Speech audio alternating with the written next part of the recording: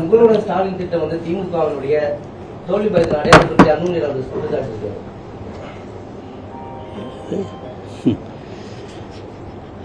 அவருக்கு முதல்ல அவங்க அப்பா அம்மாக்குள்ள பிரச்சனையை தீர்த்துட்டு வரட்டும், அப்புறம் எங்ககிட்ட வந்து பேசிட்டோம்.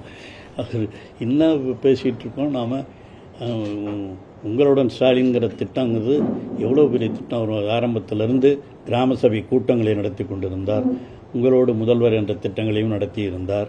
அவர் ஒவ்வொன்றாக அவர் கொண்டு வந்து விண்ணப்பங்களை பெற்று அரசு துறை அதிகாரிகளுக்கும் மக்களுக்கும் நேரடி தொடர்பாக அவங்க அரசாங்க அலுவலகத்தை தேடி வருவதற்கு பதிலாக அரசு அதிகாரிகளே அவர்களை தேடிச் சென்று பல்வேறு பணிகளை நிறைவேற்றி கொடுக்க வேண்டும் என்ற எண்ணத்தோடு தான் தமிழக முதலமைச்சர் அவர்கள் இதுபோன்ற திட்டங்களை எல்லாம் அறிவித்து செய்து கொண்டிருக்கிறார் என்பதை நாட்டு மக்கள் நன்கு அறிவார்கள். பாஜகவோட கூட்டணி வச்சதால திமுக பயத்தில் இருக்குன்னு சொல்லியிருக்காரு எடப்பாடி பழனிசாமி.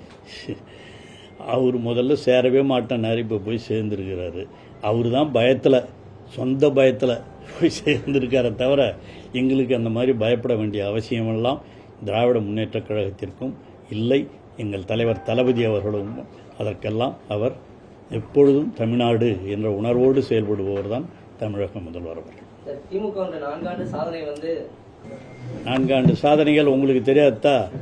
தமிழக முதல்வர் 4 ஆண்டு சாதனைகள் செய்திருப்பது கொஞ்சம் நஞ்சமல்ல. அதுவும் குறிப்பாக மகளிருக்காக அவர் வழங்கிய அந்த உரிமை தொகை 1000 ரூபா, அதை கூட கேட்குறாரு. உரிமை தொகை என்ன திமுகவிலேருந்து கொடுக்குறாங்களா அப்படின்னு கேட்குறாரு.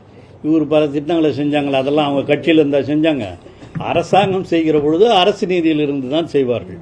அந்த அடிப்படையில் தான் அரசு நிதி செய்கிற திட்டம் தான் பெருசை தவிர அவருக்கு 1000 ரூபா கொடுக்கறது அரசு நிதியிலேருந்து தான் கொடுக்குறாங்க. அதில் என்ன தப்பு?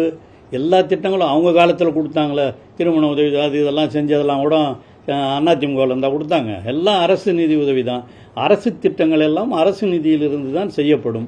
அந்த அடிப்படையில் தான் அவர் இன்னமும் தெரியாமல் பேசுகிறாரு. 1000 ரூபா கொடுக்குறாங்களா, அங்கே இருந்தால் கொடுக்குறாங்க.